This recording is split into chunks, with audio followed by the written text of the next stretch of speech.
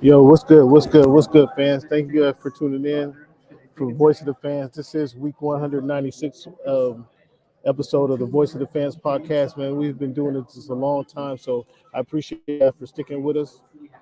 Voice of the Fans podcast. You can be a part of the show by checking us out on Twitter at underscore Voice of the Fans, at underscore Voice of the Fans.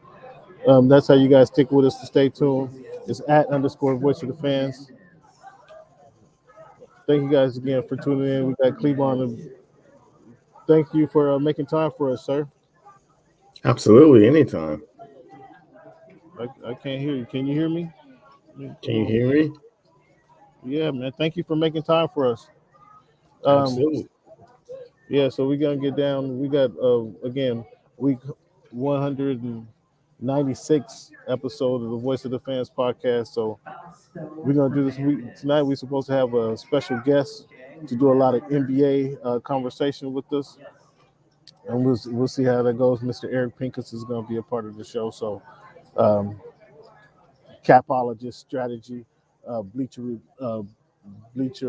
report writer, strategist of the NBA, capologist. So we're gonna get this conversation on potential of Kyrie going to the Los Angeles Lakers. What's your early thoughts about that?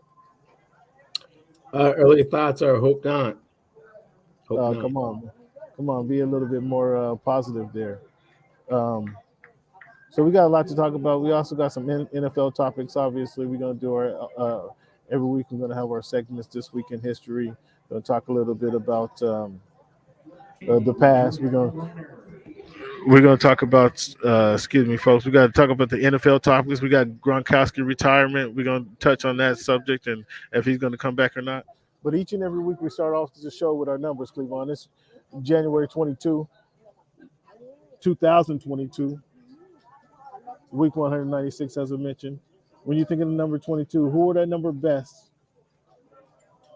Or who do you think of when you think of number 22?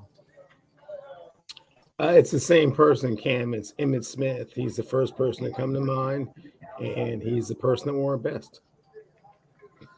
No Clyde Drexler, Dave Brown, the Seahawks cornerback. No Elgin Baylor, Hall of Fame basketball player. Afraid not.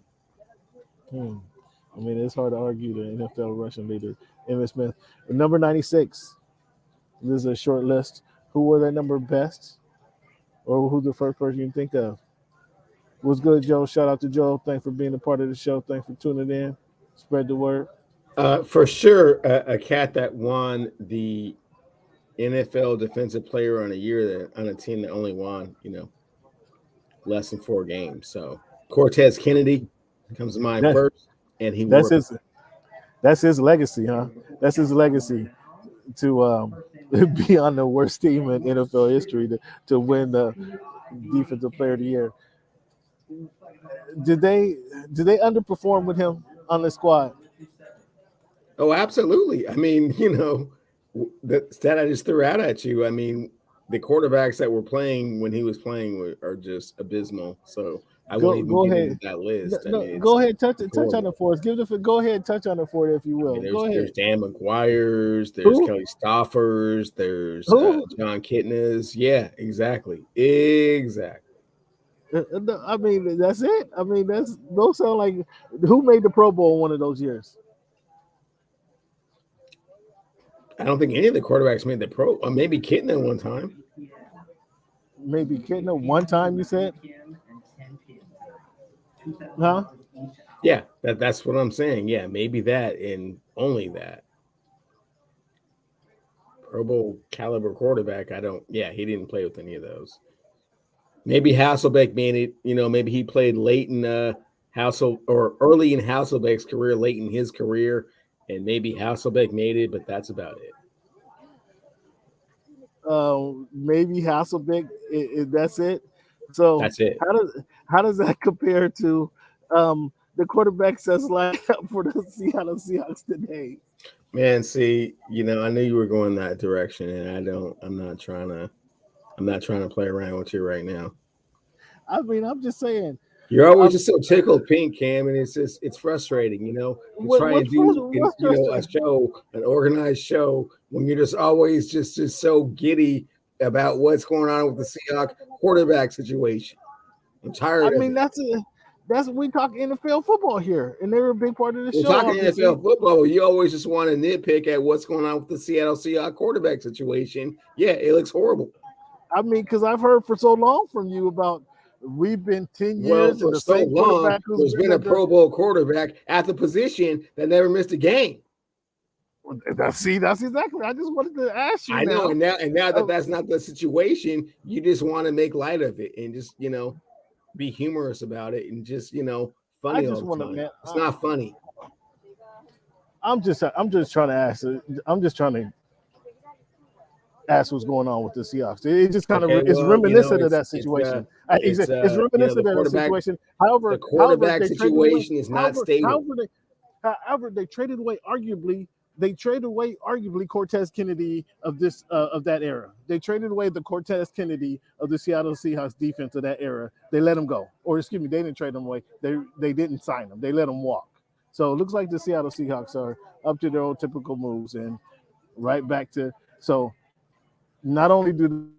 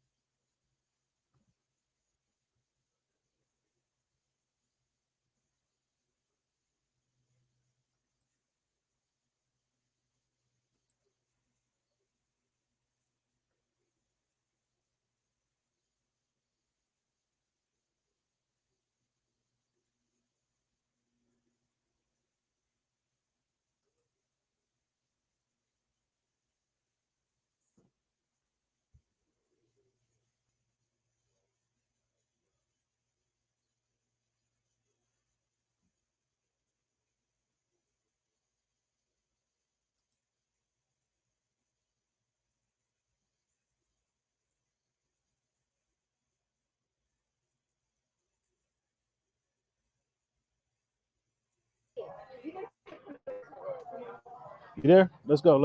My bad. You there? Yeah. Okay,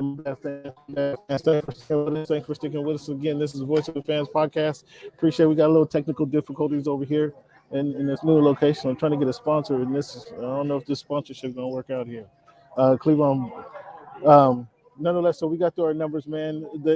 I was saying, did you hear the Warriors won the championship? And did you hear that Yeah, question? I did hear What's your that thoughts on the Warriors? in the same amount of games that I predicted, actually, with the Dragons, if you recall. We've Oh, been talking about for weeks and weeks. I don't recall that. But I know okay. you don't. You get that, selective memory when it comes to these kind of things. Okay. Well, go ahead. Tell me what's your thoughts on it. Oh, I mean, congratulations to Steph Curry, Draymond Green, and Klay Thompson. The big three of this era. Making a statement. Kind of. I don't want to say erasing the Kevin Durant legacy, but certainly putting a little tarnish on it. Tarnish on the legacy. Yeah, for sure. I mean, I didn't want to jump on that right away, but I mean, do you want to start with that? I mean, we can. Certainly he went to a team that had won 73 games the year before.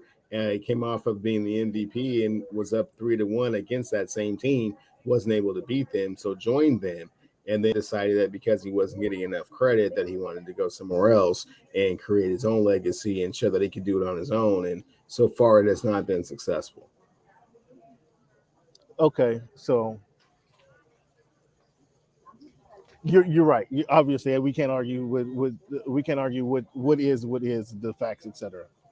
That's not what I'm arguing. But you say it tarnishes his legacy. He still, when he played with that team, when he laced them up with that specific team, they won 2 NBA finals, or they won 2 championships, and he was the best of the best in those finals championships, was he not? Won championships before him, won championships after him. I understand that. No, that wasn't the so whether or not he was the best player on a question. team that previously won 73 games. I mean, that's see how you twisted up to see. You just won't answer the question. Was championship or not? Was that the case or not? I don't recall. Yeah, he was the best player on those teams. Okay. In the championship, sure. So it would be different if he went over there and was the Kevon Looney of those teams, correct? Where he was almost, you don't want to say a non-factor, but he had a big game here. Okay, well, Kevin Durant lost the first round to the Boston Celtics. We understand what happened, but you said tarnish those championships. And last year I'm just trying to clarify. So. All right, I think that speaks more to Kevin Durant's decision making. It tarnishes it. Does it speak more to Kevin Durant's decision making? Any other kind of because I don't think it tarnishes. It absolutely tarnishes the legacy. I think it they won a championship without it. I understand that, but that doesn't mean so then he was the best when he won. So then, what is the question?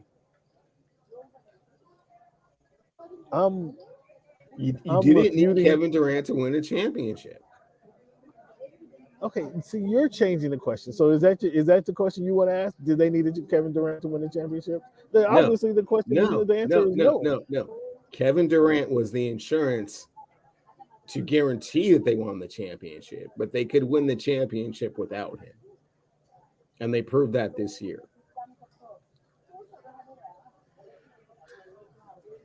So you're asking a whole different question than what I'm asking. What I'm asking. What are you asking? What I was arguing was you said it tainted that championship. And my question was tainting is not the right word, I don't think. No, tainting is the right word. What's the right word? I think what you want to question is Kevin Durant. It diminishes the significance of the championships. So therefore tarnishing the championships. Are you saying it doesn't do that when they win a championship? Okay. So with that respect, are you saying the threesome of Kevin Durant, Stephen Curry, and Thompson, they only have 2 championships now because you're saying that they're tainting championships that they won before, so that doesn't matter with Kevin Durant? Or they have the 2 championships when they were all together. So those do count. So those do count then. They absolutely do. They do count. So those MVPs that Kevin Durant does win, those do count then. They absolutely count. See what I'm saying? See what I'm saying? You don't you No, you don't I you don't. want I to don't argue see what against you're one. saying. What are you You don't want to saying? argue against Yeah, one, of but you course don't want they to give count. credit to the other. We got I can argue about this for days with you. We got special guests in the house. We got Eric Pincus, and I'm gonna ask Eric right off the top, before without any introduction and all the fanfare. Are the two championships and the Finals MVPs that Kevin Durant won, are they now tainted because of Golden State's championships win last week? Are they tainted? Not tainted, Eric. Are they Oh no, there tarnished, wasn't. or do Or they have less tarnished. significance? Oh, you're changing now. You're changing the vocabulary around. That's interesting. Go ahead, Eric. No. I mean, KD's incredible. What he did there was incredible and well deserved. I personally am not that worried about like finals MVP. To me, it's like you won a championship. You could say that what happened to create that Warriors team shouldn't have happened based on a lot of factors, specifically the salary cap jumping, and the union at the time had the opportunity to change things, but they didn't. They let things go the way they went. The Warriors, the way the system is designed, never should have been able to get KD, but they did. And I'm not going to hate on them for that. Now, what KD did at that time was he was incredible. And it's really easy to look at Steph and say, well, maybe didn't deliver in certain ways, but I think we have a better understanding now of how teams would send their entire defense at Steph. And man, he was incredible. I was there for the home games in San Francisco, and it was a treat to watch. The guy's incredible. KD's incredible. I'm not going to hate on any of these folks. No, they're great. I agree with you there. I don't want to hate on them, and that's the argument I was making. They won the championships. He was great then. It was a combination of championships, and we can make that argument later. But I want to welcome fans, Mr. the Capologist, the salary cap strategist for Bleacher Report, Mr. Eric Pincus on the line. Thank you for tuning in. Thank you for joining us. It's been a long time coming, Eric. See you all, a lot of times, obviously, at the games around town. So it's been a long time coming. So we want to get your thoughts on a couple things, specifically. Tell the people where they can get information about the classroom that you're having in Vegas. Let the people know about that before we get started. Sure. The other topics. Absolutely. Well, my expertise is the salary cap, and I'll be teaching at Sports Business Classroom. You could see it above me. I'm wearing the shirt. I'm all branded up today. We have a program at in Las Vegas, July the 10th through the 15th.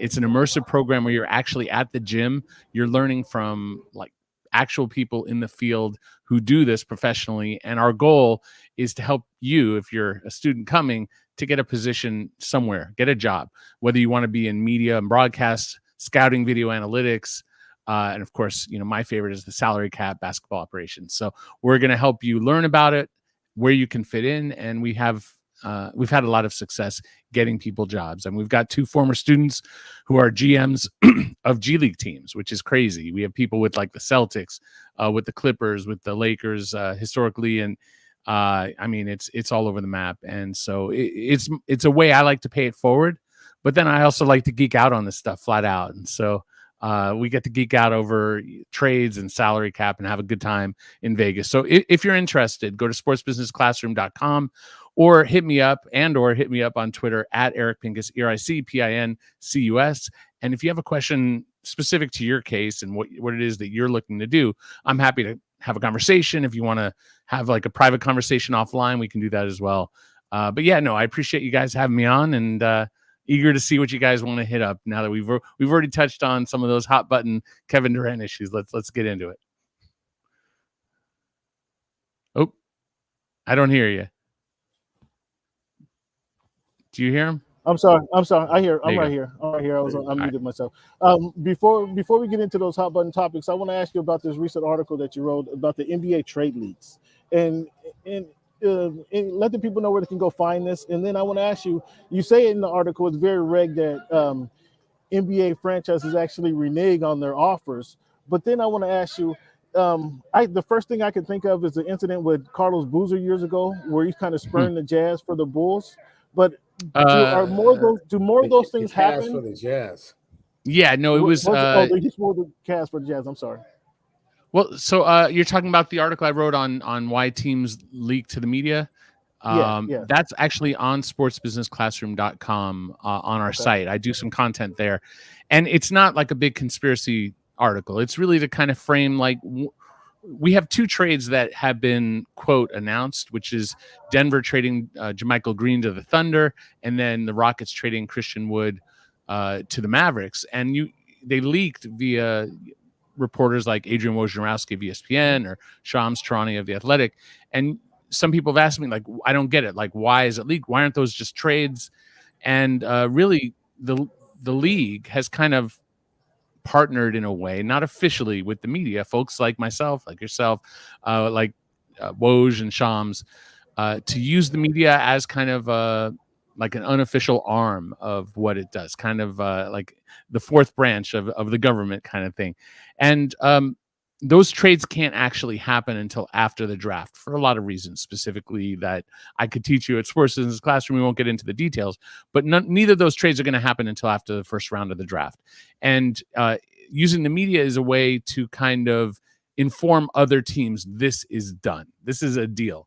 And so now, like, okay, no one's making offers for Christian Wood. Everyone understands like JaMychal's going there so they can negotiate with the Thunder if you want. Handshake agreement, if you will. Yeah, I mean, it's non-binding. And that's where I did mention, like, technically a team can renege, and these things are not official, and I think everyone knows that. But 9.5 times out of 10, it's going to go through. Now, in the instance of a player failing a physical, that's a different story. Sure. Because if you're going to trade for Christian Wood and he's got an injury, and they go to put it through and it doesn't work out because Dallas is like, and I'm not saying he is, I'm just saying theoretical. Right. Your case is the extreme example. It was actually Carlos Boozer had a team option with the Cavaliers as a second-round pick. He was represented by Rob Pelinka at the time. When Rob, that was before Rob went off on his own. It's probably why Rob went off on his own, to be honest. But they made a deal with the Cavs that he was going to opt out and re-sign with the Cavs. And the Cavs were limited in what they could pay him for whatever reason, early bird rights as such. The rules were slightly different back then. And so then Boozer, via Pelinka, signed with the Jazz for more money, whereas the Cavs would never have let him out, had based on the promise that he would have re-signed. So, but that was those are really extreme examples, and it happens. Like there was something recently with Marcus Morris Sr. agreeing to go to the Spurs, and then they literally traded. I think they traded Davis Bertans to the Wizards in that deal to make room for him. And then when they went to do it, he changed his mind. And, there is a danger that until you have a deal, it isn't a deal. And even then, like, with physicals, technically, even when you have a deal, Sean Elliott was traded, like it's there. If you go back far enough, there are instances somewhat recently where who is it? Bol Bol was traded recently with Rodney Magruder was traded from Detroit to Denver for Bol Bol, and then Bol Bol failed the physical. So Magruder's still with Detroit, and Bol Bol got shipped off somewhere else. So, it happens still. I got you. Well, listen, some hot topics we got this week is Kyrie. These rumors of him gallivanting around to different teams. Is that legitimate? Do you think he will? You're the capologist. Do you think he will legitimately sign elsewhere or come to the Lakers for a reduced salary versus, or is this posturing with the Nets to kind of get more money? So I wrote about it, and it's not published yet. So okay. I'll just say that. I'll give you a little bit of an idea of it. Like, for one, Kyrie is Kyrie. Like, he's a wild card, and if you want to sit here and say this is what Kyrie's doing and I want to put myself in his shoes, I can't do that because some players don't prioritize the same things that others do. Most teams, most players want the same priorities. Number one, money, right? Championship. And then, things like being the man or the star player, et cetera. Like, there's a kind of like, you want to be the best player on the best team and win a championship, and you want to get paid the most money to do it. That's kind of like that apex of where everyone's striving to go. So typically a player won't take 10 million when they could take 30 million or 6 million if they could take 30. So it's and Kyrie's even more than that. He's like closer to like 34, 36, something like that, 36. So the idea of him leaving money on the table to go join LeBron and the Lakers, to me, is really far-fetched in almost all cases. But in Kyrie's case, I don't know. I don't expect it. You know what I'm saying? Like, I would be shocked if he did it, but I'd be less shocked if it was Kyrie doing it than just about anybody else. So I think there are ways. Like, the main issue, I think, is that the Nets aren't taking Westbrook, because not about Westbrook the player. My next question. It's not even Westbrook the player. It's Westbrook at $47 million for next year, when they're already like deep in the money. And if Westbrook was like 10 million, maybe they'd consider it. If it was 15, 20, you could talk about it. But at 47, just their budget, they're paying Simmons. They're obviously, paying KD, and then they've got Joe Harris, and they've got other pieces. And that's before figuring out Bruce Brown. That's before figuring out who else they round out the roster with. They're already up there. Like, if Kyrie stays there at like 160 something, the danger if Kyrie stays, if they can't get like plan A, I'll say I wrote, is work an extension with Kyrie. And if they can do that, then no, Lakers have nothing to do with anything. It's like they pay Kyrie. That's the end of the story. And it's then I'm on the right. So I wrote about like, plan B and plan C. Plan B is a little dangerous. You keep him and say, all right, we'll figure it out later. Maybe then he's like, all right, I don't want to be here anymore. You wouldn't pay me. And now he's in KD's ear. And, that becomes a dangerous thing. As I said, we all know Kyrie's kind of a wild card. He's a different kind of guy. Do you want him all season? Do you want to go maybe through what Simmons went through with the Sixers? Does Kyrie make it miserable, or do you have to tell him to stay away from it? It could get ugly. And I'm just saying, KD is the priority in Brooklyn. So how you handle the Kyrie situation needs to be delicate around that. I came up with a solution. I don't know if it's one the teams would consider, but I think it's a good one. And, it'll come out. It's supposed to come out tonight. I haven't heard back from my editor. I sent it like about 20, 30 minutes before we got on together. So hopefully as we get off, hopefully it'll be coming up live soon. Yeah, and let the people know exactly where they can find it. Well, that's on Bleacher Report. So you could just follow me at Eric Pincus, EricPincus, or just follow Bleacher Report on Twitter, or get the app. The app is tremendous. And if you want to keep up with everything that's going on in sports, let alone basketball, I'm fully basketball centric. It's like maybe every so often, I'm in LA, so every so often a Dodgers score will come up. But realistically, I'm all about, NBA. So it's a great app for that, for sure. So it seems like this story has been going on now for what? Maybe not more than 360 days, 390 days maybe. Is this story with Damian Lillard? Is Damian Lillard, is he looking for a contract? Is he looking to draw people to Portland? Is he looking to what's he looking for? A better offer? Is he looking for a new home? What's your thoughts on Damian Lillard? Well, I mean, I think he's always been pretty clear and forthright that he wants to stay in Portland, but he also wants to have a chance to win in Portland. They have an opportunity to. That's an oxymoron, isn't it? Hey, I mean, Portland has had some good teams. I mean, let's be honest, right? Like, they had some good teams that challenged the Lakers back with Shaq and Kobe. They had some good teams that went, against Michael. They had some good teams, with Brandon Roy, which got, derailed by injury. Odin, got hurt. And then they had some good teams with LaMarcus. They've had some good teams with Dame and CJ. I mean, I don't know if they got to the conference finals in the last 2 or 3 years. So I like the Blazers I think the fan base is really loyal. I think it's a great market. It's not a big market. It's a loyal market. And it's like Seattle. Like it's a niche market. They love their team, and it would be a shame for them to leave. And that's kind of the other side of the question. From what I understand, and it's not my own reporting, Jody Allen is the sister who now owns the team when Paul Allen passed. And in the will, apparently there's language, again, not my reporting, that she has to sell the team within a certain period of time. And that might be 1 year, might be 2, 3 years. I don't know when. The team will get sold. To me, breaking it down and having no star doesn't help sell the team. They just made a deal to get Jeremy Grant, which I think is really, a good move, something that I'd written about as a possibility some time back because they had the means to do so. And so you're adding in Grant. There's other rumors they're going to add to that team. I like what they're doing. I think they're probably going to give Dame an extension for a couple of years, something like $100 million for 2 years, which is crazy money. Good for him. And then if they're not a contender by then, 3 or 4 years, however many years down the line, I have to look at his contract, how much time he has left. Then maybe in his later years, he goes and chases a championship somewhere else. So Portland can't deliver it to him. Okay. But that's after he got his $100 million over 2 years. You know what I'm saying? I mean, we're not talking like $100 million over 5. We're talking like 2. That's $50 million. Yeah, no. Make him a big payday. Crazy There money. you go. Good put for that him. Guy put that guy in the driver's seat. Dame's fun. I mean, Dame's a star. Give him that money. Dave is a great guy. Portland's a great team, a great area. It's nothing about against them. I mean, just haven't won, and for whatever reason, I'd expect him to kind of want to win. Cleveland, what you got for Eric?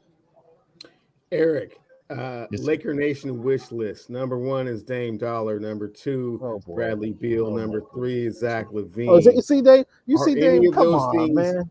Realistically possible, and also he'd have them all if he could. Part 2. Where do you see those 3 players going in the first? So, we just went over Dame, and it just feels like Dame is going to take the money, stay in Portland. They're making moves to give him the pieces he needs to compete. If they make the playoffs, that's a success. If they get to the second round, more so. I'd be shocked if they're a deep playoff team. I'd be surprised but there's been some buzz, like maybe they'd go after OG Anunoby, and you have Jeremy Grant, and you have Dame, and you have, Josh Hart, and bring back Simons, bring back Nurkic, and find a way to add another, like a more mobile center, and now you got a team. Zach is like, I wrote on Zach for Bleacher Report, and basically because he's with Clutch Sports, there's a hope, I think, in Laker Nation, based on my Twitter mentions, people hitting me up, that Clutch will try to pair him in LA, but all the intel I have is that he's going back to Chicago. Like it's not done, because something like that can't be done yet, but it's just, yes, he could leave. I don't think he is. I think he's just staying in Chicago, and I think I'll say that he's never had a chance to choose his team. So in his career, he was drafted by Minnesota, he was traded to Chicago, he signed an offer sheet with the Kings, and then the Bulls matched. So he never, as a restricted free agent, he never had a chance to leave. He didn't pick his team. But I think the moves that Chicago made in the last year, and the new management under Arturis, I think they've done a great job. And I think that Zach is staying. Beal, so the thing with Beal is that I think it's close to a Dame situation. I think he's going to opt out and just get as much money as he possibly can with Washington. And then after a year or two, if it's not working out, look to get a trade. That's my opinion. Now, in theory, he could say, yeah, I want to go to team this, that, or the other thing. But there's some thought that maybe the Wizards will sign and trade him somewhere he wants to go. But I don't think he can get to the Lakers via sign and trade, because AD, LeBron, and Bradley wouldn't work under what's called a hard cap, where if you do a sign and trade, it wouldn't work for the Lakers. So he would have to opt in to be traded to the Lakers. And from what I understand, he's opting out to get his money, which I respect. And so I don't think he's going down. I mean, again, be a better fit in Miami? I mean, they might be able to in Miami. They don't have the payroll that the Lakers have, so they might be able to do a sign and trade. But I have to look at the numbers. Like PJ Tucker's leaving. If they could get out of like Duncan Robinson, like they'd have to make moves to get there. And I'm not looking at the math. It'd be easier for them with Bam and Jimmy and Hero, who's not getting paid a lot yet, to add, unless Hero was the piece that had to go to get Beal. So I don't know where that's at. I just know that the safe money is that he sticks. He gets paid like Dame does, and then after you get paid, your careers are only so long. Both Dame and Beal are at the 30-ish mark. I know Dame's a little older, but like this may be their last huge contracts. So get while the getting's good, because injuries happen. They've both gone through injuries, and you don't know when your career is over. It happens quick. So cash in as much as you can. They put their lives into this, and so I wouldn't be mad at if either of those Guys took the money. All three of them took the money, the most money they can get in the situations they're in. So, and very few teams have money this summer. So it's like the Pistons, the Spurs, kind of sort of the Grizzlies, kind of sort of the Pacers.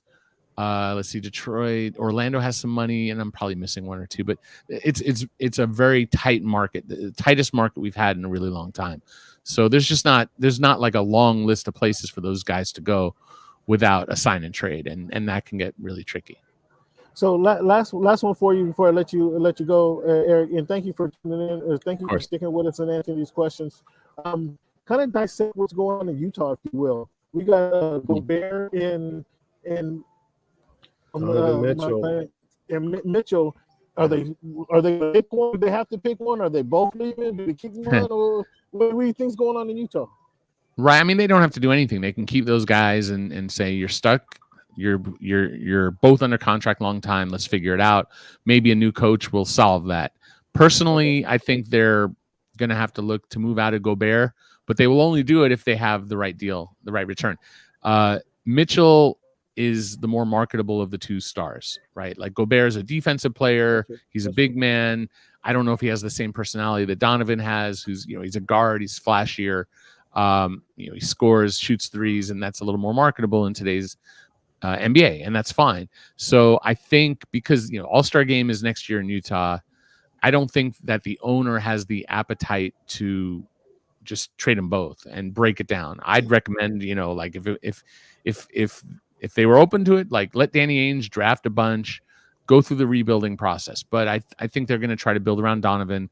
They'll try to get the most they can out of Gobert. But if they can't get the kind of return they want, then they'll keep them both and try to figure it out. So they're looking at a ton of coaches. They don't have a lot of assets. They don't have a lot of young players. They don't have a lot of picks to offer. Most of their players are like 30 or above, like Bogdanovich and Conley. Clarkson's not 30 yet, but I don't think he's nearing it. But limited value, like good players, but I don't think that their best asset is Mitchell and Gobert. But Gobert makes a ton of money, and so not every team's going to be able to afford that. I got the feeling that they were going to blow that thing up, but it's interesting that you say the coach would make a difference with that team, Eric. Maybe. I mean, that's kind of an inside joke, but it's interesting that you would point that out, and I'm glad you did. Eric, I want to thank you for joining us, man. Well, go ahead. I don't know if a coach can solve it. I'm saying. Thank you, Eric. Hold on. I'm saying there's a difference. Management might think a coach can solve it. I got you. Okay. That doesn't mean a coach can solve it. Right. And it's management that's making the decisions. Management's trading the players. The coaches aren't. And Eric, isn't it ominous that a coach of the caliber of Quinn Snyder said, man, I just don't know if I can do it with these pieces. And I don't know if there's more pieces that are going to come that can get me over the hump. And it will just always be like this. I don't know specifically what he said. I didn't watch the press conference, but that he left, he felt like his voice, there is a point where a coach's voice, for the most part, will fall on deaf ears. Yeah. And like you have Popovich, you have like Spoelstra's been around a while. Like you can find a few coaches who've been there for a bit, but by and large, coaches come and go. It's just the nature of the business. A great coach, like, in LA, I don't know what Darvin Ham's going to do if he has the same roster. I don't know if he can make that difference. Like maybe he can get Russell Westbrook to play defense. I mean, Russell hasn't played defense for 3 or 4 years.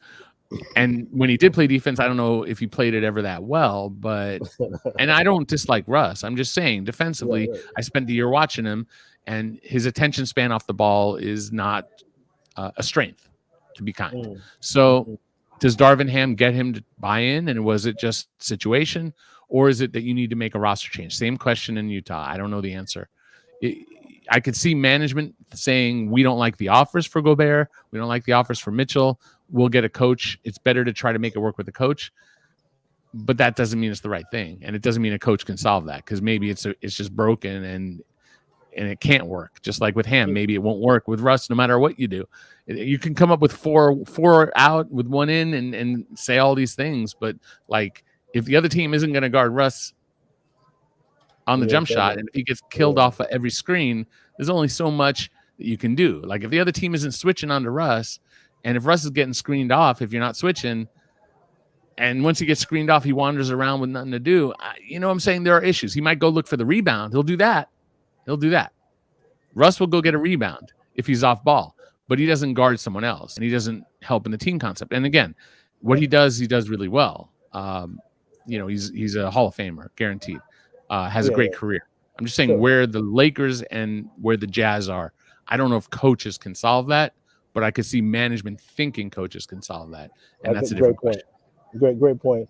Eric, man, we can nerd out with you all day, Eric. When we do this each and every week, man, we're going to have you back again. I thank you for the time that you gave us today. And we'll be back. One more time, I'll see you in Vegas, actually, here in a couple of weeks. Sir. Let the people know about the class in Vegas and then where they can find you, Eric. That's right. Well, sportsbusinessclassroom.com. We are in Vegas July 10th through 15th. If you sign up, I think we're closing our registration I think it closes at the end of June. Please sign up. If you're going to do it, sign up now because there's just no opportunity. We're going to get to about 100, and then we're going to cap it right around there. We don't want to have too many. It's not a big enough space. We don't want to lose the benefit of a small class where we can really bond with the students. I mean, I keep in touch. I work with students, former students, like daily on research. I hire some of them to do research for me, and we have fun just chopping it up. I mean, the conversations we're having today over all the nonsense that's going on with Kyrie and with Jeremy Grant and all this. I mean, we chat all the time, and I've helped people prepare for interviews for jobs, and they've gotten those, or I've helped them make connections with people. So it's really a joy. I've been fortunate in my career, and I get to do what I love. And if I can also help others, especially young students coming out of college, but we've had students come in like their 40s and 50s and whatever. And it's a joy. So sportsbusinessclassroom.com, or as I said, hit me up on Twitter at Eric Pincus, EricPincus, and just reach out to me and just say, hey, you have a question about Sports Business Classroom. And if you want to set up a meeting, we can have a conversation about your specific situation, about what your career goals are, working for a team, working for an agent, working for a network, or a site writing about hoops. We can help you get in the building, get in front of the right people, and get your career going. Well, we appreciate your time, Eric. Give a round of applause. Thank you for your time, big guy. Thank you. And we'll have you back. Appreciate I appreciate it. Talk to you soon. All right, now. Good night. Anytime. Good night. Thanks, Eric. Appreciate it, bro. Yep. There you go, Cleveland. He almost saved you. He almost saved you. But I told you, he did. He pointed out without any prodding that the coach can make the difference. He said he all but said that. He did not. He Or did you gonna not, tell me- Cam. He was right with me. He was right with me, Cam. And you didn't like it. You didn't like it. You thought some overlord could come in and drop some stuff on a chalkboard and fix the Jazz problems. He was like, "Nah, man, not so much." And not even Dark Ham in Lakerville. Like, not so much, man. Oh, how did you feel about that? See, we could have went on about that, but how do you feel? You couldn't have liked that too well. You couldn't have liked him jumping on your guy Darvin to right off the bat without even being prompted. You couldn't have liked that. No, I mean that's the real thing. I mean, like, what is Darvin going to do? I mean, like, hopefully. But I mean, like, is he trying to run like a boot camp out here? Cats are too old to be running boot camp. I mean, like, whoa, like you got to be somewhere in the middle, right? What's up, Dylan? What do I think about Christian Woods to Dallas? I think that's a big move. I think that's a big move. So that means they don't need Gobert. So where's another spot for Gobert? That is a rumor I heard, but that's a big move for Dallas. Yeah, that's a good move. All they need, Utah can't. But okay, hey, I want to ask him a question. Back to this Dallas thing before we get too far ahead with it was a great move and all. Yeah, it's not. I want to get back to Utah championship though. Well, it's not a championship move, but it's not a championship move. It's a good move.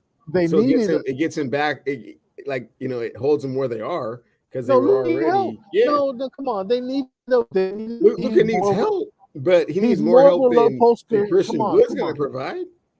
They needed Christian Woods can provide them some low post presence. He can score in the box. And that will get them back to the Western Conference Finals again. And the same thing that happened this last Western Conference Finals will happen again. I think I would prefer Ayton. I didn't ask him about Ayton. So there's a lot of players out here we can ask these guys about. What's up with Ayton? What's up with Gobert? They have to be blowing that up. They have to blow up Utah. They can't be. I know they know more basketball than I know. No, according to you, they can just bring in a coach, maybe run the triangle. You want to run a triangle? I mean, that's what I'm saying. I mean, come on, they've been together. They're all rolling their eyes at each other. Is Derek Fisher available? Oh, well, you gonna have Matt Barnes as his assistant coach? Maybe too. I mean, and then a reality show on the side. You're living in Utah, yeah, that'd be great. I mean, that would definitely bring some eyeballs to Utah, huh? That would definitely get some attention. That housewives in Utah. You ever thought? Man, so we had some good conversations on, but let's get back to these finals. I still have some questions about the NBA finals for you. Okay.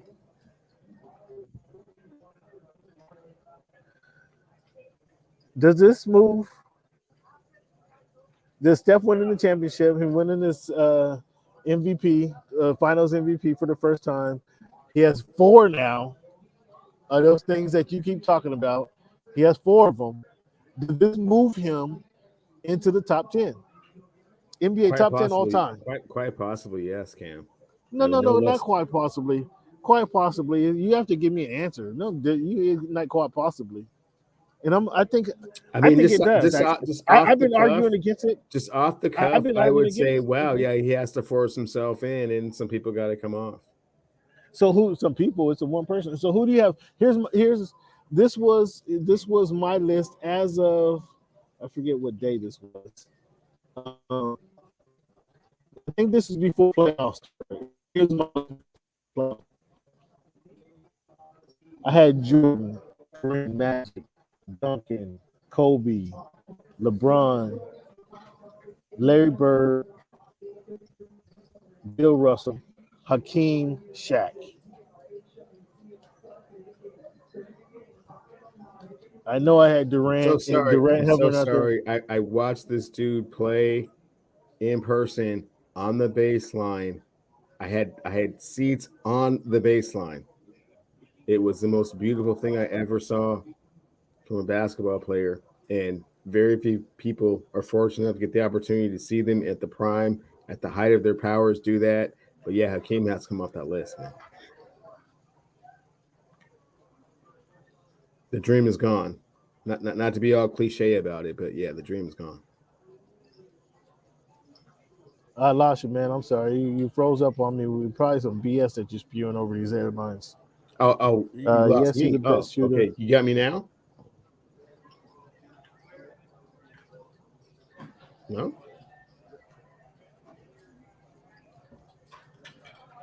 I'm sorry for this connection, fans. It looked like this sponsorship ain't gonna work out. My connection's been not good all night. Cleveland, can you hear me? Yeah, I got you. Can you hear me? I couldn't hear anything you said in that last soliloquy you gave us. Oh, okay. Can you hear me now, though? I got you right now. Okay, so I will start again. I said I had the pleasure of watching this gentleman from the baseline, kind of the area where he does his most waxed poetic work. It was beautiful. It was spectacular. It's the greatest athletic performance I've probably seen that close. But it's time for Hakeem to move off the list. And what I was saying is that move off the list. Yeah, not to be cliche, but yeah. Are you kidding me? Yeah, but the dream is gone. Wait, yeah. wait. Hold up. The dream is gone. The dream is over on the top 10 list. You got Steph ahead of the dream? Is that what you're putting Steph? That's what I just said. You're keeping Shaq on? Yes, Shaq stays. The dream killed Shaq twice. Just that one time. Just that one time. He killed him, abused him, put him over his knee. So he can't. There's no way in Shaq's third season in the league, he sure did. Okay, put him right over his knee, regardless. Are you giving me excuses now? Shaq was in shape. He was in the best shape of his life then. Oh, I don't know about the best shape of his life. I mean, it's certainly not basketball ability-wise. He was in the best shape of his life. He did do that. There's no in Shaq's disputing third that. season. and that was a great accomplishment. Back-to-back championships. But yeah, no, he's not Steph Curry, man. Oh my goodness. He's not. Yeah, he's not Steph. I mean, I don't know how to accept that. I don't accept it for what it is. Watching what Steph just did. I don't know how to. That's not registering. Damn, somebody has to come off the list. You taking Larry Bird off the list? Or, I mean, where are you going with this? I move him ahead of Shaq. Oh man, cut that out, man. He moves ahead of Hakeem. Hakeem comes off the list. No, he doesn't. He doesn't. I'm sorry about it. No, Hakeem give you offense and defense, bro. Offense and defense. I think Shaq is the second most dominant center to ever play basketball. Okay, but for real, physically dominant. Curry influenced more people than Shaq did in the game of basketball. Curry had a bigger influence in basketball than Shaq did. Curry. That's because Shaq more people are 6'2" so what? And can shoot from 35 feet out and hope that it goes in. Then they're 7 foot, 350 pounds. It can't be stopped. Okay. Exactly. Okay. So that means how's that influential? What more people are more people can relate. More people can relate try to and Steph. emulate his moves a little bit more. Exactly. That's garbage, man. Ding ding ding ding ding ding. That's so corny. Ding, that's ding, like ding, saying ding, Doug ding, Flutie ding. influenced more players to play quarterback because more players are about his size. He influenced more. What Doug Flutie did was influence more. Like I just said, owners and GMs.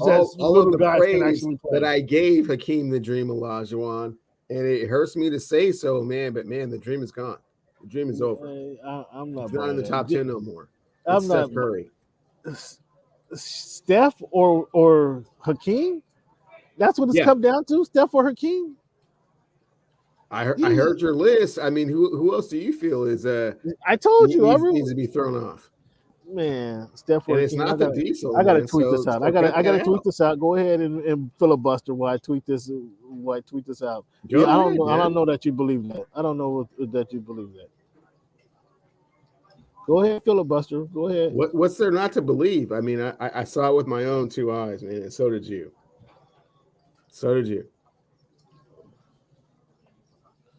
Dragons, man. Dragons come out and they burn, they burn things down.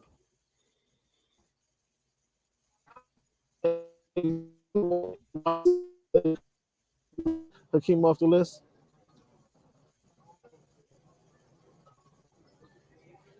You can't even answer that question.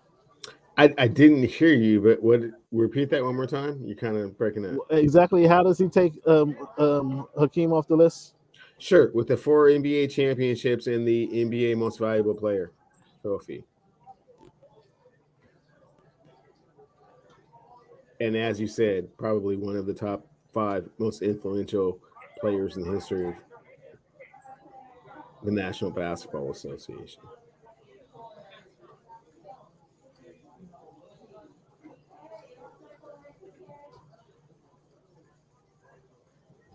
Can you hear me?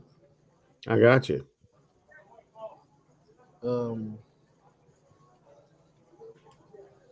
This connection is the worst connection yet, fans. I apologize. It's terrible. It's brutal for me listening to it. But that doesn't let Cleveland off the hook with this BS he just said. And we're going to see what the fans have to say. Please, fans, I'm tweeting this out right now. Please respond to, look for my Twitter, @_voice of the fans, @_voice of the fans. This guy just said that Steph Curry takes Hakeem Olajuwon off the all-time NBA top 10 list. Top 10. Huh? It's unfortunate, but yes, that's what just happened. I don't know about that. And so, fans, I'll put it out there. Do you agree or disagree with this? Do you agree or disagree with this young dude? With who? Steph Curry.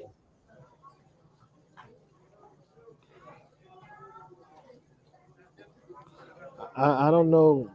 There you go. Right there. I don't know. The tweet was sent, Cleveland. I don't know that was fair for you to say. Shaq or Wilt, darling? Shaq or Wilt? Shaq or Wilt? Shaq was most dominant. I mean, I told you this.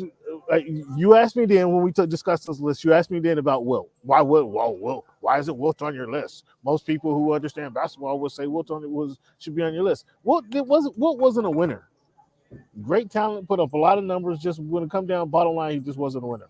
Plain and simple. Shaq or Wilt? Well, Shaq he at has his time as was many most dominant. championships as Hakeem Olajuwon, and I don't recall them changing any rules of the game for Hakeem Olajuwon. They changed Wait, two. hold on. I see. What I heard you. What would you say? Yeah, I heard you try to compare him to Olajuwon. What? No, what I was saying is he has as many championships as Hakeem Olajuwon, and I don't recall them changing any rules of the National Basketball Association for the sake of what Hakeem Olajuwon could do. They did that twice for Wilt Chamberlain. Okay, well, that was in the early days of the game of basketball. I mean, Okay. he was walking home from school with Naismith. It wasn't for the greater. Yeah, that was in the early days. That was in early days. And what they did because of it was for the Olajuwon. greater good of the league because of just one player's skill set.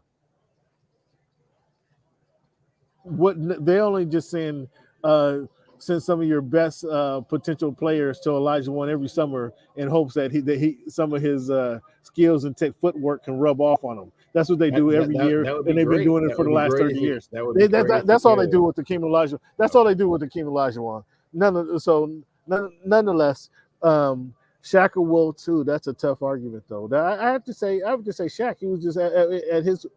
Again, from what I saw at his height, he was most dominant. He was the most dominant player ever. The 2000, 2001, 2003, or 2002, he was the most dominant player in the league, and that was the most dominant player I've seen. I mean, he was just the most dominant. Didn't say he was the best player. He was just the most dominant player.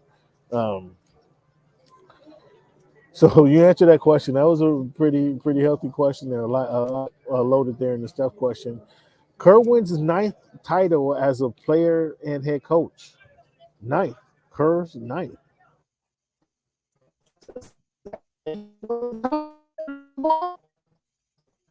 Now he has 4 as a head coach. Does that make him one of the top 3 coaches of all time? No. I'm not sure if it does or not. It doesn't. Well, I'm sure the answer is no. Huh? So no, I'm sure the answer is no. It doesn't make him that. Where does that put him in the pantheon of great coaches, or is he a great coach? Well, in 2022, one of the criteria of being a great coach is a great manager of personalities, and I think he does a great job of that. And also kind of managing the talent that he has. So, yeah, I mean, certainly no less than top 10 all time. I mean, that's a long list. We'll average 54 points a game, but don't let me. I mean, we'll average 14 points a game. Don't make me pull out. I'm with JJ Redick in this. I mean, that was against. School teachers and insurance salesmen. No, not really. No, not really. What do you mean? Not really. What do you mean? Not really. Well, I believe Bill Russell won 11 championships during the Wells era. I mean, okay, so that 50. So that 54 points meant nothing. That 50 point meant exactly to my point. That 54 points mean nothing because now you're going to tell me that there was good talent out there that he just couldn't win against. My point exactly. Ding, ding, ding, ding. Led you right into it. Just led you. I mean, just led you like a little. Just like a goat. I mean, like a cow right in the slaughter. It's kind of like trying to compare, why people don't win championships against Michael Jordan. I mean, it's kind of the same thing. It was 11. Was it really? Yeah, it was 8. It was 8 in a row and 11 in 13 years. So Willis Reed. There were some other players that played when he played. So do you expect Curry to win it? One more time, Cam. You're breaking up a tad bit. Do you expect the combination of Curry, Thompson, and Green to win another ring? Potentially so. Yeah, they got a baby dragon. We'll see if they keep. We'll see if they keep baby dragon. So you say yes, they will. I say it's quite possible. Yeah, I like Kuminga's development. I mean, Wiggins can go if he wants. Go get your cheese, my dude. Take off. So you're already kicking him to the curb after one ring. You used him up that quick, and he's done. You got all that was fun. You got all that was fun. You got all you can get out of him. That was cool, man. I mean, if you want your 35, you want your bag, man. See, no wonder KD left. KD left with attitudes like that. KD left because attitudes no. like that. KD left because he wanted to create his own legacy separate of the Golden State legacy. That's a whole other thing. Andrew Wiggins, if he wants his 35 mil, man, we'll see you later. I won't even say we'll see you later because they're not my squad like that. But I'm just like, yeah, I know how you jump ship. The fans know how you jump. Yeah, it's not that. The fans know how you jump ship. So that's a good call. You already know me. It's not that heavy. But yeah, Andrew Wiggins can go, man. He's Kevin Durant that's what you guys replaceable. Again. So that harkens back to Andrew Wiggins is by no means irreplaceable. That harkens and they actually already have a replacement for him. His name is Jonathan Kuminga. He's just waiting. After the Lakers won the championship in 2009, Trevor Ariza was a key component of that championship. That repeat. And then they would turn around and offer something like $6 million for the next 2 years. No, man, don't. See, we needed Eric here for this kind of conversation. That's not how it went down. Trevor Ariza decided he just didn't want to do that and left. The Lakers actually offered him more money. So, man, get your Capologist hat back on, man. Because they lowballed him. That's why they. No, that's not what happened. That's not what happened. That's not what happened. Well, what happened? He decided he didn't want to be a Laker and left. He just decided he didn't want to be on a championship team. He just decided he had enough. That's what you're telling me? In the same way that Steven Jackson left the San Antonio Spurs, went to the Atlanta Hawks after winning a championship. Sometimes these things happen. They win championships, and maybe they're not all about championships.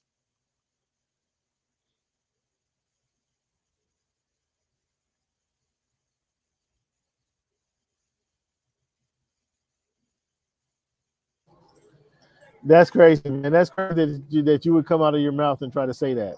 That's actually crazy like that because you know darn well they didn't treat a Trevor Ariza appropriately once they won that championship. He was a key component of that championship. They lowballed him, and that's the reason he wasn't there anymore. You forget how that happened? Hey, he decided to move on. That was his decision. That's all I gotta say.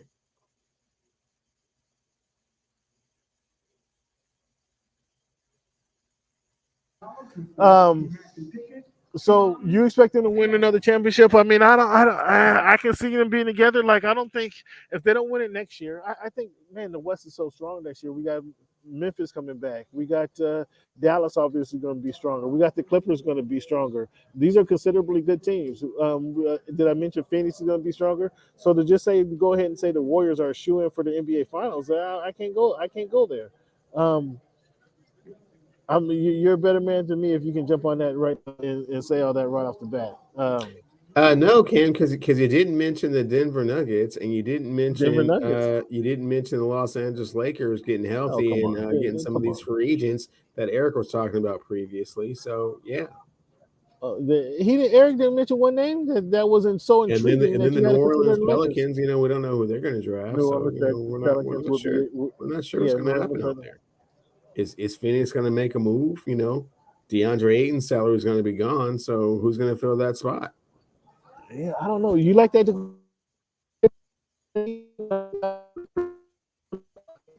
Can't hear you, but I think what you're asking me is, am I thinking it was a good move for them not to pick up Ayton's contract? And the answer is no. That wasn't a good move. I agree with you. I think you can hear me, right? I got you now. Yeah. I don't. Maybe he's asking for 30 million and they paying him 20 million. I don't know what exactly the salary conversation that they're having, but if you want to pay 30 the highest behind the team, like, okay, Aiden, come on, no, you're a little for yourself. They can pay 20 million, 25 million. That's a going rate nowadays. That's more value. I mean, that's kind of below market value. I think if they and go for a win. I mean, they're that close to winning the championship, and to break it off, like he's a good component. You know, he's a good component of that squad. I just think he's worth keeping around, and for continuity purposes, if nothing else, because I don't think, unlike the Warriors, they have somebody on the bench that can come and fill his spot right away. I don't believe so, but we'll see. That's what the draft and summer league is for. You want to talk about the NBA draft, man? Or are you prepared to do that, or you rather talk about this LeBron and Kyrie combo? The NBA draft would be great. Thanks. Let's stay on that subject. I'm sorry. I said the NBA draft is a better subject. Let's stay on that subject. Who do you think? Who's the best player to draft? If you do you have a prediction of who's going number one? Are they doing a by Pablo not going number one? Are they going to regret that? No, Jabari Smith is going number one. Is Chet Holmgren? Is he going to fulfill this promise? He reminds me of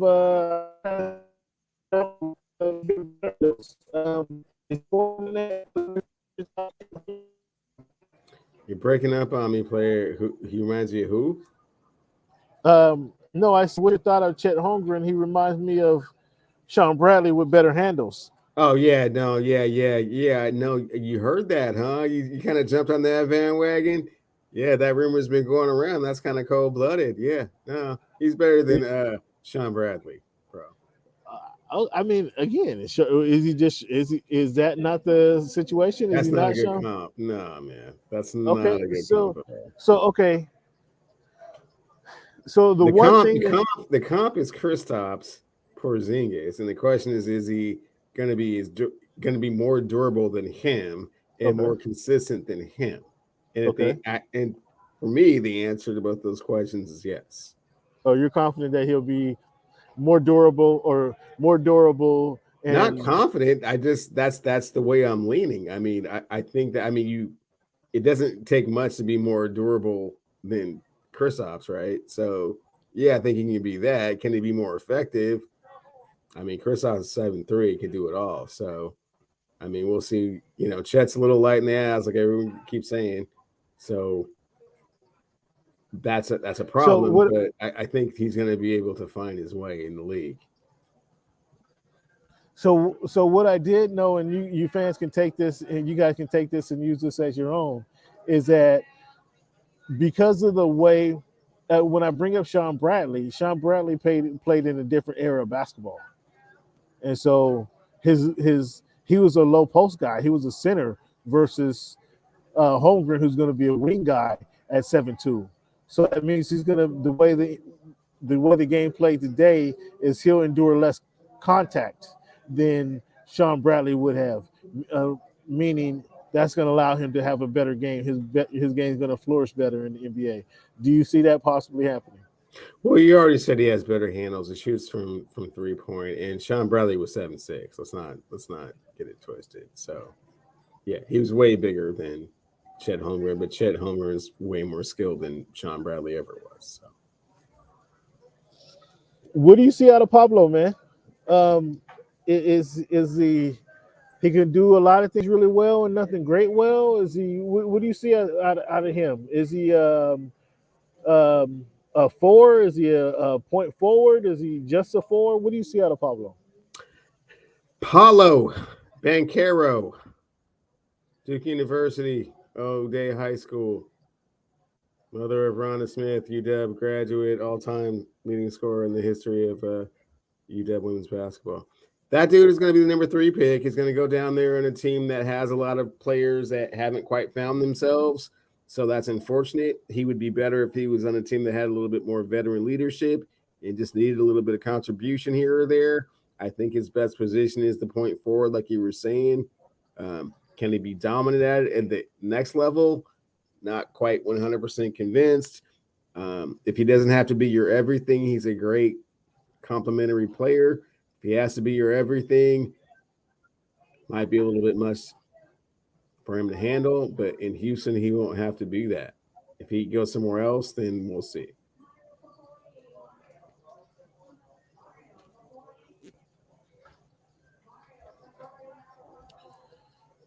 Okay, Cleveland. We lost Cleveland again. I tell you what, this connection. You heard none of that, really? This is all me. No, I heard some just the last kind of 10 seconds what you were saying. It's all me. I truly apologize. Try to work something out, and this will not work out clearly. But no, Pablo, I don't know, man. Like Cam, you're acting like that white dude at the Kentucky Derby. It's Paulo Banchero. Paulo. Say it right, man. You kill me. That's good. That was a cold one. Either way, jack of all trades, master of none. That's what I see.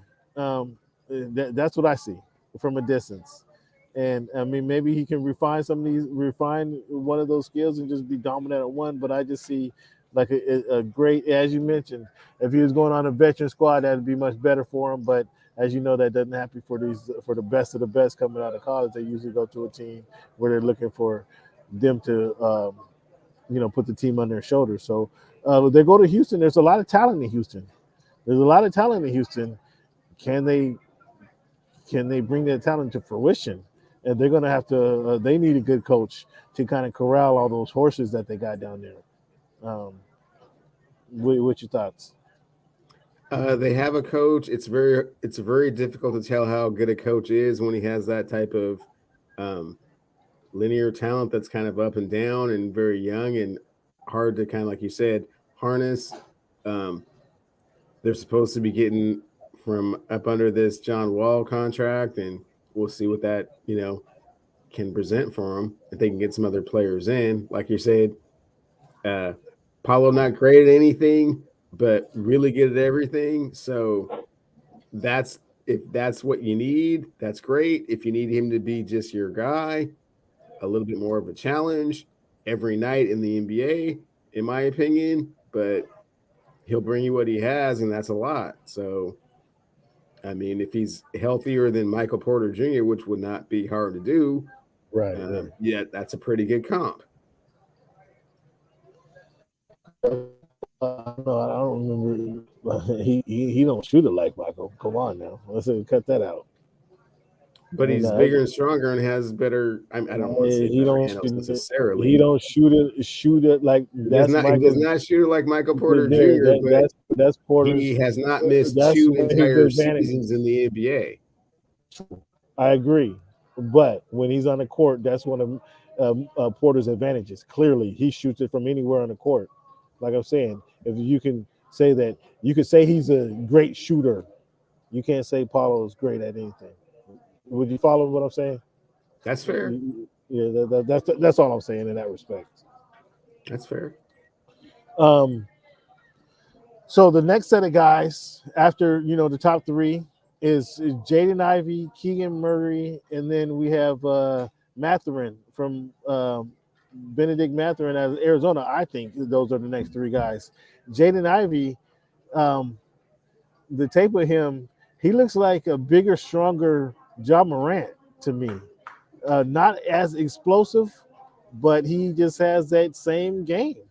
Again, he's not as explosive, don't get me wrong, but he does everything else.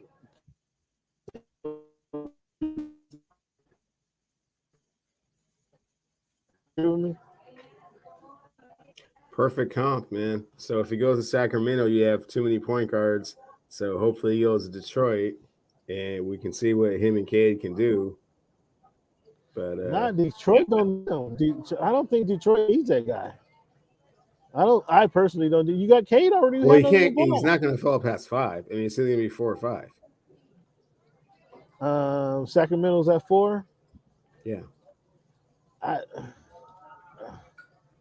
don't think Detroit needs him at 5. I think Detroit should go to Mathurin, the guy at Arizona. Oh, for real? Instead of the John Morant look like. They have Cade Cunningham. They already have somebody to handle the ball. They don't need two guys to handle it with the ball in the hands. Like, they already have somebody like that. They need somebody to play off the ball. I think Mathurin will be better playing off the ball. So Cade can play off the ball, man. I'm sorry? So Cade can play off the ball, man. You know, you're not going to pass on him. If you pass on him, you'll just be looking stupid forever. You think Jaden that special, huh? Yeah. Wow. I don't know. I think Mathurin would be a good fit. That would be my pick. What's up with De'Aaron Fox? Is he just not working out? He's just not that guy? What's he's doing everything he can do. He brings it all every night at a high level. No one around him. I mean, except for Sabonis. Sabonis can hoop. He just got there. You can't really count Sabonis. He just got there. So is it a point guard's job to make the people around him better? That's exactly what a point guard's job is, Cam. Thanks so has Fox made these guys better? Has Fox made the guys he played with better? He's done it to the best of his ability, yeah. But if they're not good enough, that's not the point guard's fault.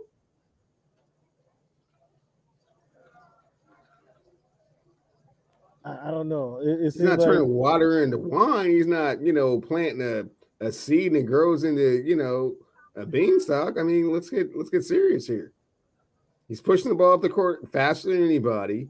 He's 20 points and 10 assists a game.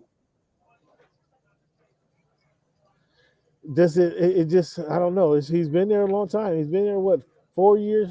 4 years at least, 5, 6 years? He's 23 now. Yeah, he's old ass man. Well, again, you have him taking the Ivy at 6, at 4, excuse me. Meaning, I said they probably will. They shouldn't because they already have a point guard. Meaning he's had his chance. Now it's somebody else's turn to get in there. No, that's all I'm saying. They're just looking at it just like you. Is that John Morant Jr.? Sure is. I mean, that's what I see when I don't know. I put on the tape. That's all I saw. That's all you saw, and it looked like, ooh, that dude's gonna be a problem. But I thought Benedict okay, and then so if the Kings were to take him at 4, I was just asking about Fox. I like Fox. I liked him coming out of Kentucky. He hasn't changed. He hasn't been a franchise. Hard to do in Sacramento. Yeah, DeMarcus Cousins couldn't do that. There's a whole bunch of players that haven't been able to change the culture or make the Sacramento Kings a winner. It's kind of hard to do. I'm trying to think what player kind of just came in and changed the culture of a team. What I'm trying to think of a player that came, because somebody told me, I've heard this multiple times, that when you're that guy, you don't need coaching. Like Kyrie says, we don't need anybody else. You could just go ahead and make a difference on the court.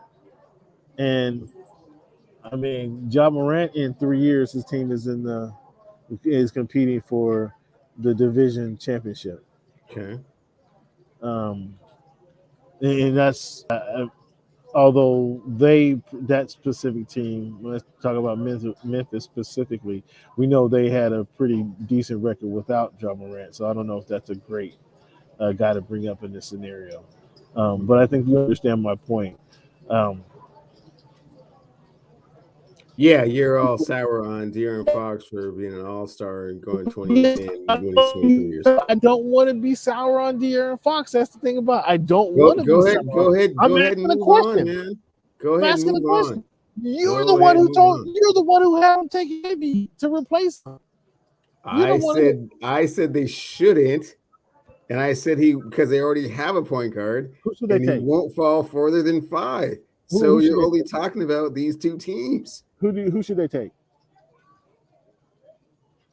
They should take the Arizona Cat, man. Oh, you have him going at 4. Woo. You have him going out there, so you think, you know about Mathurin. You know what I'm talking about. I mean, everybody. I mean, all the prospects say they're going to take Murray, which is fine, but I would take Murray. I would take Matthew. Keegan Murray. Shane Battier, man, he's gonna be real consistent, man. He's gonna do some, like you said. I don't know if he'd be the defensive player. I don't know if poor man's Paulo, man. He's just gonna be like he does a lot of things really well, solid. But really well, but not with the number 4 pick in the draft. He'll be solid, right? He'll be very solid. He'll be very solid. Yes. Yeah, I'd almost rather take one of the other Duke cats over him. I mean, if it was me. Yeah, I don't think in the number in these in the lottery you're looking for impact, impact, and where I think Keegan might be good right away. He'll probably be the best player, all around best player, most pro ready, et cetera, et cetera. Come October, he'll probably be the best player, the best rookie on the court. But if we're talking about October next year, the same draft class, he probably won't be the best of his class next season, or the season after that, or the season after that. We'll see the best of him right away, and I think that's the problem with Murray. So when somebody picks him he'll go in the teens. Like that'll be a great pick. He's not to going to the teens, man. Again, man, what are you talking about? Think he's not falling past 8. Oh, Keegan Murray. You think he's going to go past 8? Okay. I thought again, he's not the impact.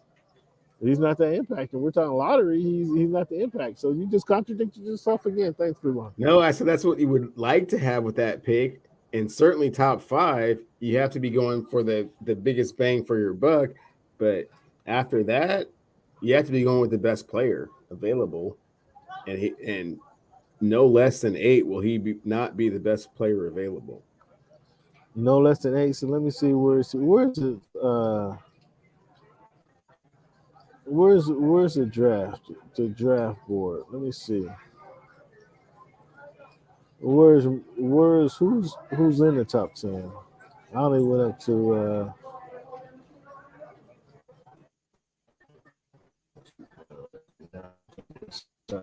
I think see if I can pull up the draft real quick. Who else do you like? For me, it would be the other G League cats. I am very curious to see the Pacers, Portland, New Orleans, the Spurs, and Washington round out the top 10. So after Detroit at number 5, it's the Pacers, Portland, the Pelicans, the Spurs, and the Wizards. He would be great. He would be an ideal Spur. Keegan Murray would be an ideal Spur. Come in, play for 9-10 years in the league, just be a solid role player. I can see him averaging 16, 17, and 8 or 9. That's lame, dude. That's lame, man. Why are you doing the Spurs like that, man? That'd be an ideal. You act like no, man. You act like they just get regular guys that just work hard and hustle. No, man. Tony, Timmy, Kawhi, DeJounte. Come on, man. You're making them seem like they're just like a bunch of just. So you haven't gone where? To New Orleans? You haven't gone to New Orleans? New Orleans after Detroit, Indianapolis, Portland. Who's making? If he's number 9, he going to the Spurs. But what do you think? The Pacers will take 6. He went to Iowa, so he's a Midwest kid. Portland and New Orleans will take him. That's interesting. That'll be an interesting development there.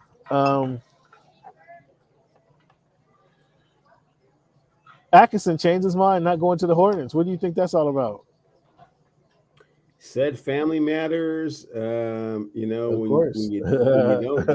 don't go and you're the only one to interview with His Royal Highness. I mean, yeah, something just put a bug in his ear. Maybe just all that Cristal after the championship was like, nah, man, I don't really want to, fly across the country to, try and, reinvent the wheel with Lonzo and Bridges and Gordon Hayward. I mean, I could just sit here in the Chase Center. He was playing in that championship parade. It was like, what am I doing? Like, Charlotte? What do I have to prove here? Yeah, San Francisco or Charlotte? Which one? Yeah. Now I'm the first assistant. Yeah. I mean, Steve Kerr. Steve Kerr, you might leave after 10. You might be done. Oh shit. Okay. I'm sorry. Your airness. I apologize for wasting your time. I apologize. I hope this doesn't impact your relationship moving forward. Will you still don your logo on our jerseys? I hope this isn't dent the relationship to that extent. Will Mike Brown make a difference in Sacramento? No. The Sacramento Kings? No. I don't know. What were they thinking about signing him? Like talk about non-impact. Talk about the impact, and they got that. They went for the exact opposite. Like the impact. Like that's interesting. Like I don't get that at all. I don't appreciate the brother getting a chance to retread. I mean, he'll be done in 2 years. They'll be looking for another coach because this guy can't get it done. I don't know that's not an organizational thing, but it is an organizational thing. But they're just making a wrong decision here to even start. So I can foresee what's going on here. Cleveland, man, let's take a quick break here. We'll come back, man. We got some NFL topics. Your boy Jack Del Rio decided he wanted to share some thoughts, his thoughts about what happened January 26th or January 6th last year. We got your boy Mike Tomlin. He has something to say about AB joining the Steelers. Hear what AB has, or what Mike Tomlin had the message for AB. Hear what that message was. So we'll come back, man. Let's take a little break here and come back. We got for fans. You need a break.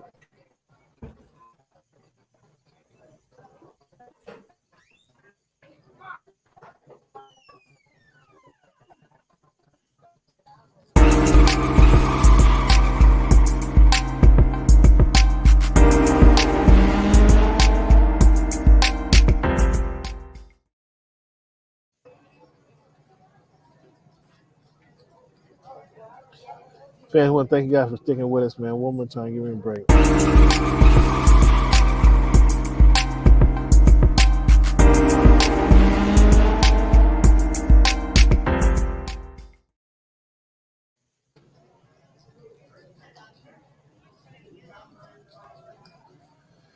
Fans, want to thank you once again for sticking with us, fans. The reception here has been horrible. I apologize. It's all me, man. I'm trying to get some sponsorship going on, but the reception has been terrible. So I apologize for that. But I want to thank the few of you who decided to stick with us. Thank you. In the chat, man. Go ahead and hit us up on Twitter, man. I put a question up on Twitter. I should have did a poll, but I just put the little question up. Go ahead, hit us up on Twitter. Akeem Olajuwon, should he come off the off?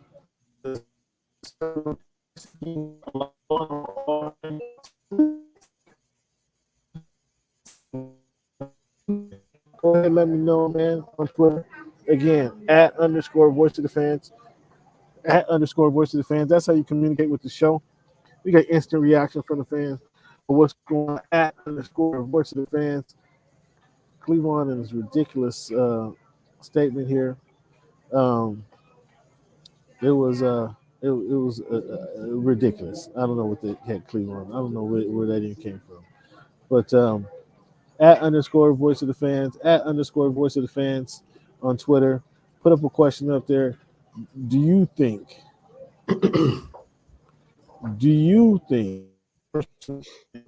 Curry removes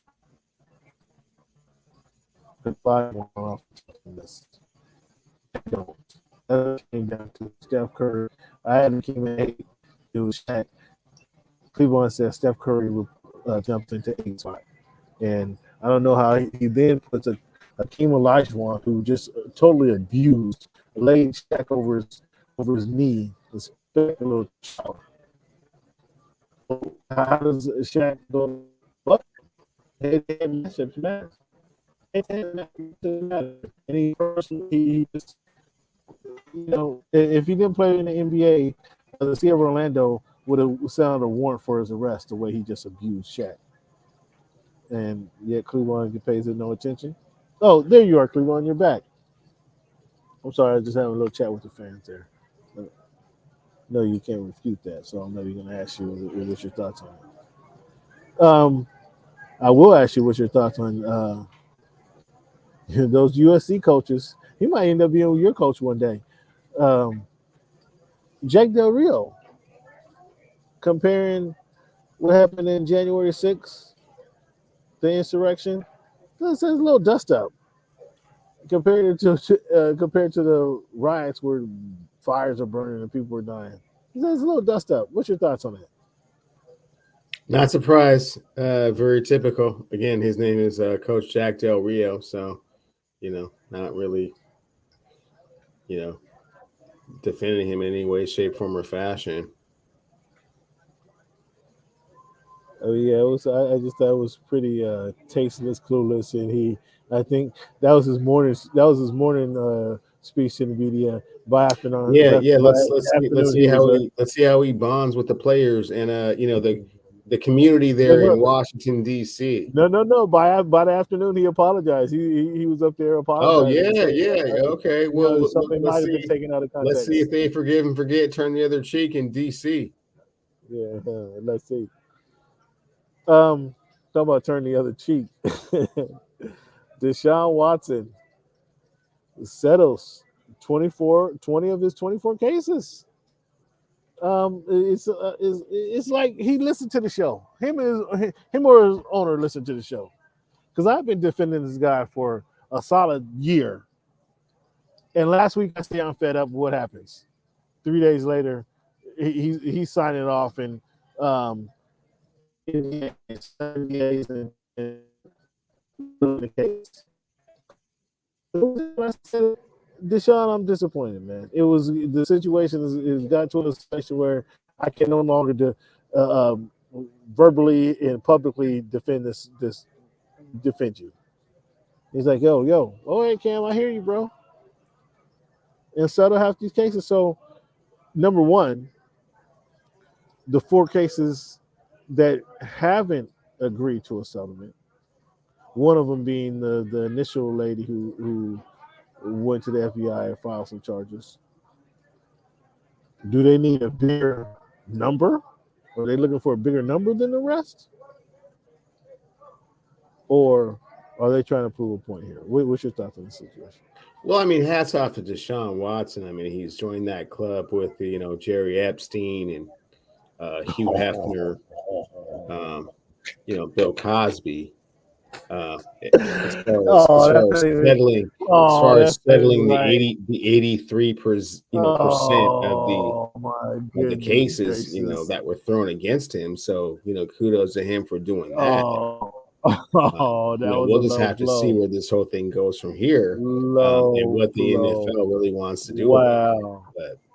But kudos to him for putting to bed 20 of those 24 cases. Wow, what a low blow.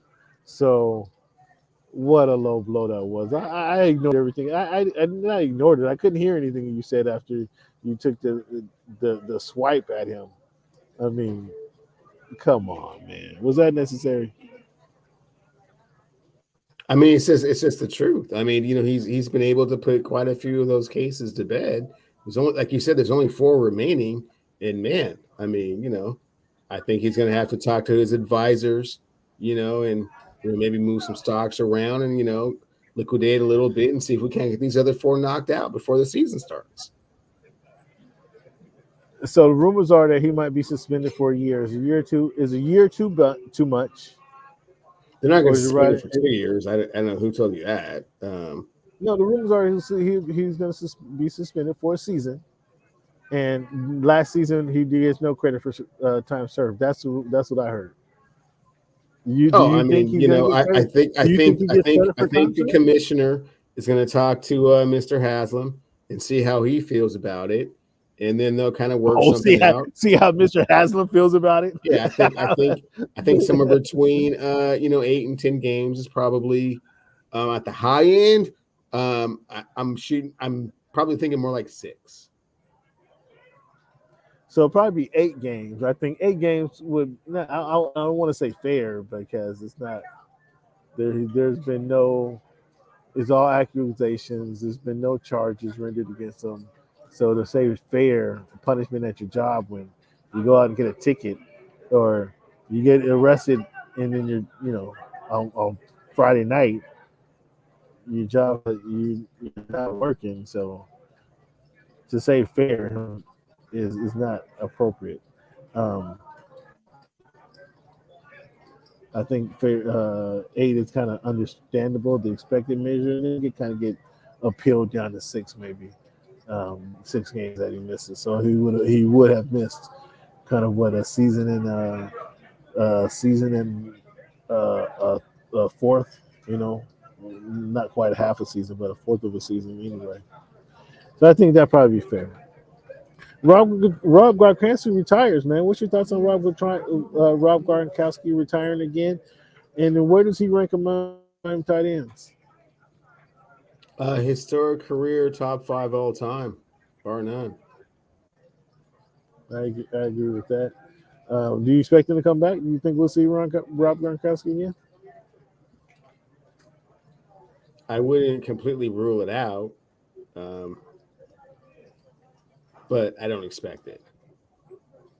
And the way that you're saying that, I've been kicking this around. Man, I am just thinking about what that Patriot offense would have looked like with those 2 tight end sets with Gronk and Aaron Hernandez. If Aaron wasn't who he was, and what transpired, it would have been ugly. Yeah. That was a pardon the pun, deadly combo. Um, that was a yeah. Yeah. I know you got me, Cleveland. Look like you froze up. Can you hear me? No, I can hear you. You're a little Mr. Freeze over there, Samuel L. But now you just left me. So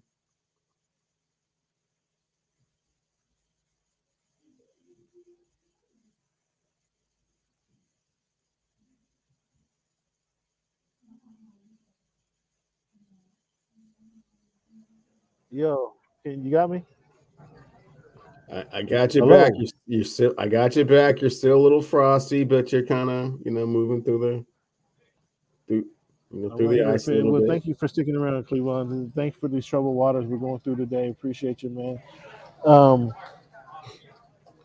Goose, Tony Saragusa dies at 55, man. 55 years old. Saragusa died. Did you hear that? I sure did, man. Jeez, man, that's kind of scary. Legendary, obviously, you remember him as being a different defensive. You know what I thought? Um, what I think is sort of Saragusa. Obviously, he was a long time Colt, and then he went to go play for Baltimore too, which was kind of odd, right? But he was a very big relationship with the Ravens. After his career was over, um,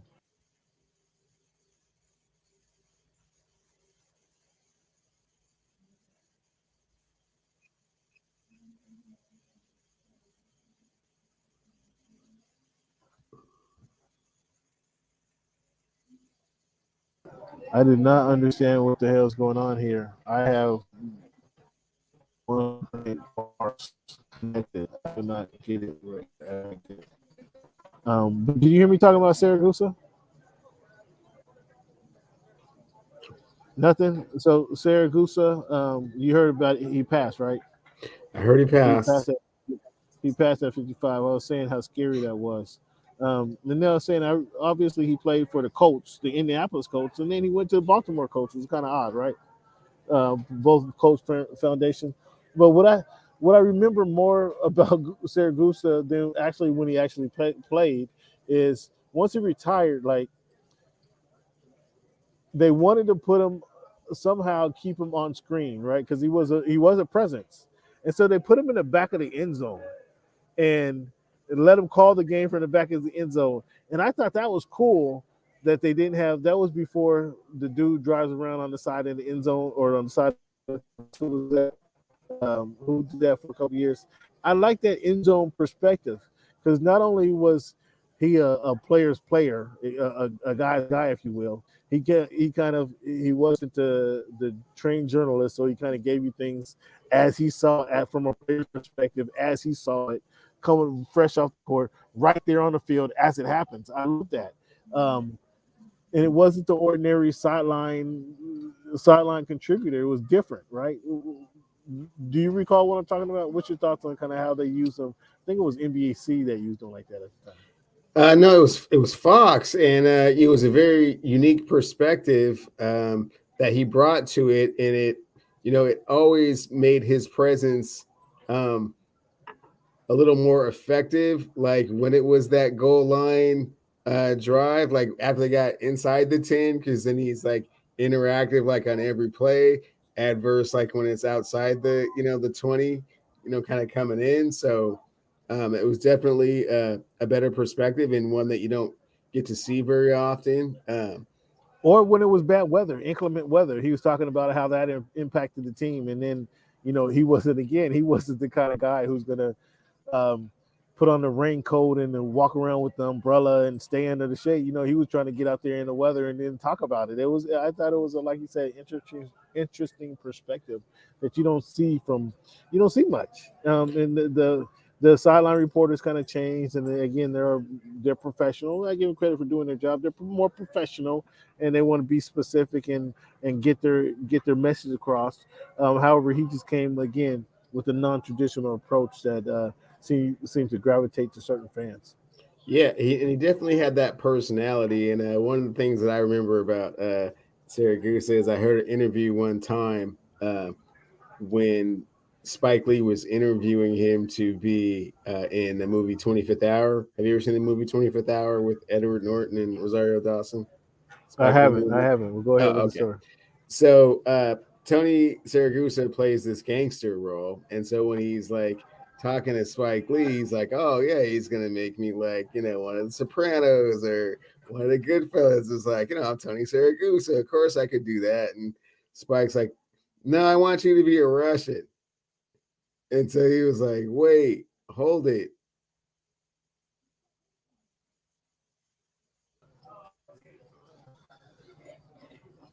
You back with me, bro, man? I'm gonna stop talking, man.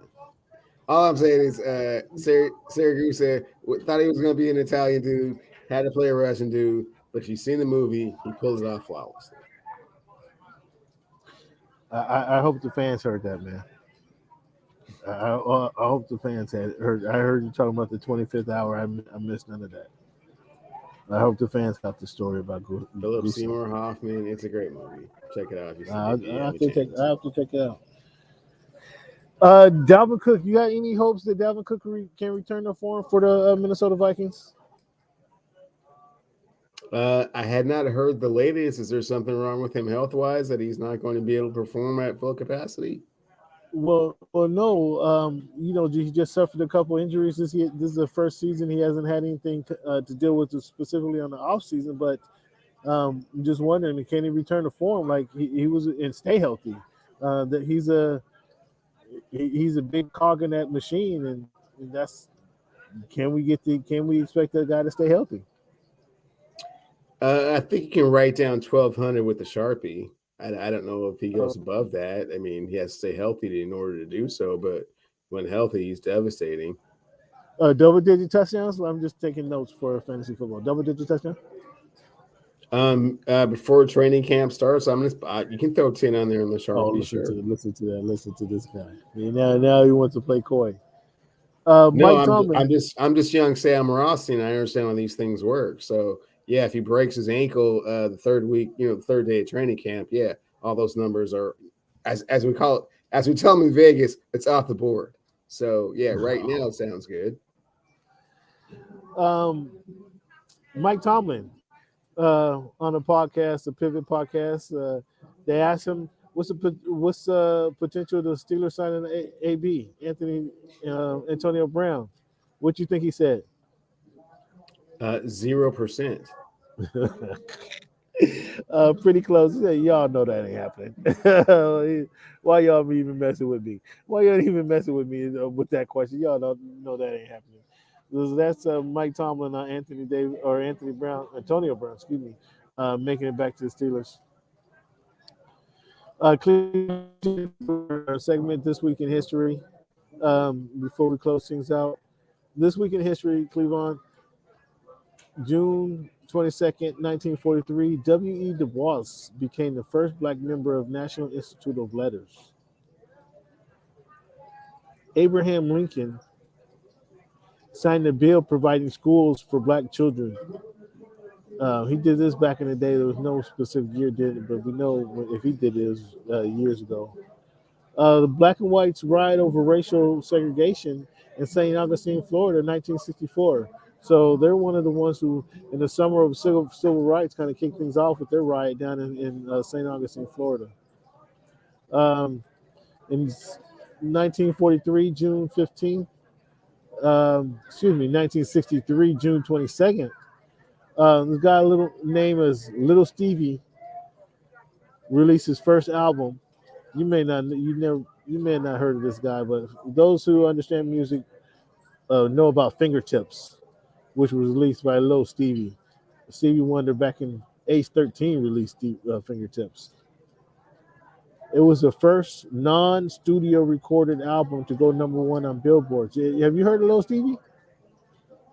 I have heard of him and actually just got a chance to watch him at Summer Soul, a young Stevie with my mom. Brought her over to the house the other day to do that. Oh, pretty cool. So I saw this and I kind of laughed at myself. Not only Cleveland, am I not a Nike guy. Pretty close to anti-Nike. I guess if you gave me some Nikes, I might wear them once or twice. But I always kind of chuckle when I see teenagers wearing Nike Air Jordans now, like especially the Jordan ones. I just chuckle like, you guys have no idea. There's no way you can know who that is. There's no way you can know, and if you know who it is, there's no way you can appreciate the significance of what it is that you're doing. Yeah, you just got them on because your friends at school had them on. That's the only reason you have them. Right. And so I chuckle when I see that. When I just to myself. But then I saw this, and I had to say, this is the same thing. Chuck Taylor, American basketball promoter, he introduced the Conference All-Stars in 1969. Or excuse me, he passed away in 1969. He's the one who introduced the Conference All-Star. And I had some Conference All-Stars, some Chuck Taylors, just because they were Chuck Taylors. And I had zero idea who Chuck was. True. Very true. So I had to laugh at myself. I had zero idea who Chuck was, but I had a 100 pair of Chuck Taylors. Yes, some Stan Smiths too. Huh? I don't know who that cat is. No, either. I know who Stan Smith is. We know who Stan Smith, Chuck Taylor. No, I didn't know who Chuck Taylor was. But I had almost every color. The canvas ones, with the rubber toe, the canvas ones. I had the blue ones, I had the gray ones, I had the black ones, I had the white ones. I had some pink ones, bro. Back in the day, I had some pink ones who was filthy. Some with the gray jeans and the pink shirt. Oh, your boy was killing. Easter Sunday, your boy was killing. So, but yeah, I didn't know Chuck Taylor. I knew Dr. J wore him at one point. That's why I had him. And so I had to laugh at myself when I saw this story compared because I see all these kids and I just like. Did the same thing. Y'all just Now, don't know. now you're being a hypocrite, right? No, I laugh at myself the same way. I just said I laugh at myself. Cleveland Brittany Griner still over there incarcerated in Cleveland or in Russia, man. He even did her dirty, man. He even had her fiance waiting, making a phone call. Had her waiting on thinking she's gonna get to talk to her fiance or to a wifey, and nobody's over in Russia to answer the phone. That was kind of dirty. Like, I mean, I'm sure Brittany would have just take the phone to her. Who she can't. She's not calling anybody local, so she can't be calling nobody. You know what I'm saying? She can't make a local phone call. So take her the phone and let her talk to her wife, man, because that's kind of shitty. But America, I mean, we need to go ahead and we mentioned it in the draft a couple of weeks ago, man, or not in the draft, prior to Game 1 of NBA Finals. It's upon you guys. You guys are now accepting the responsibility to go get her. It's been 2 weeks now. NBA, go get her. Adam Silver, go get her. Like, this should be done by now. It's going on 4 months. It's 3 months. It's over 100 days. So we're going on 4 months right now. This is, freebritney.com, freebr.com, freebg.com. I think it's a website. Somebody go do something about it.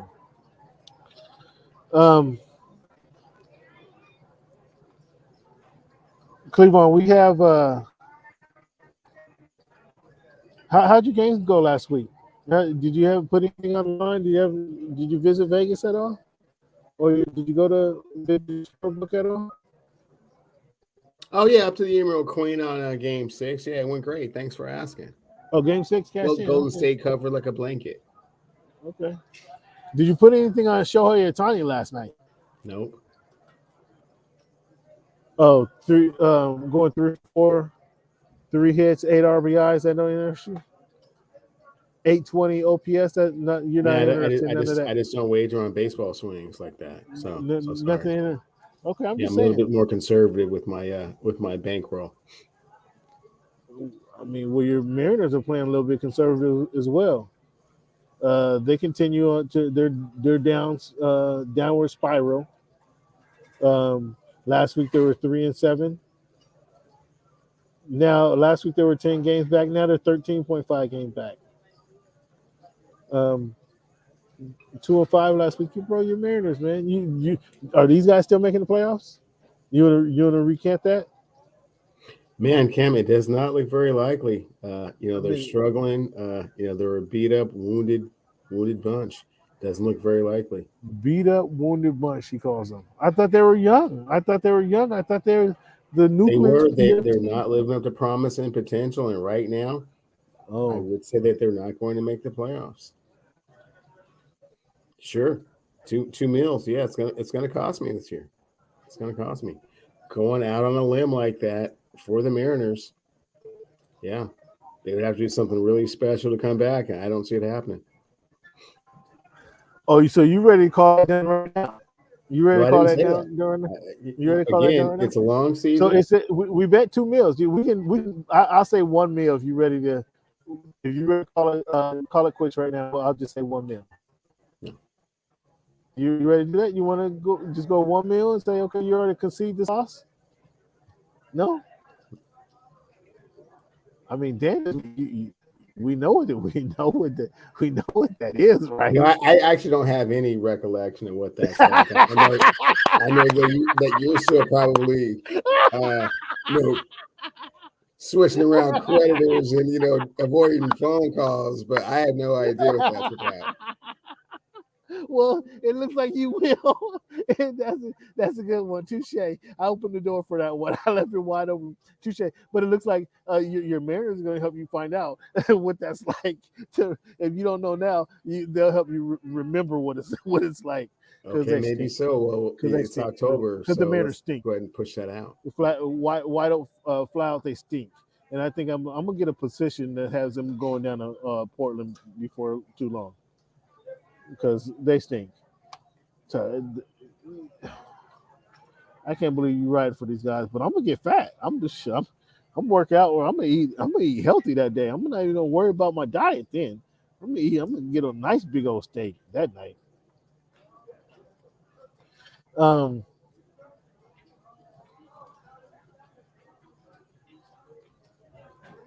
Cleveland. Again, want to thank you for participating in the show, fans. Want to thank you guys for sticking with the show. Today was a little choppy.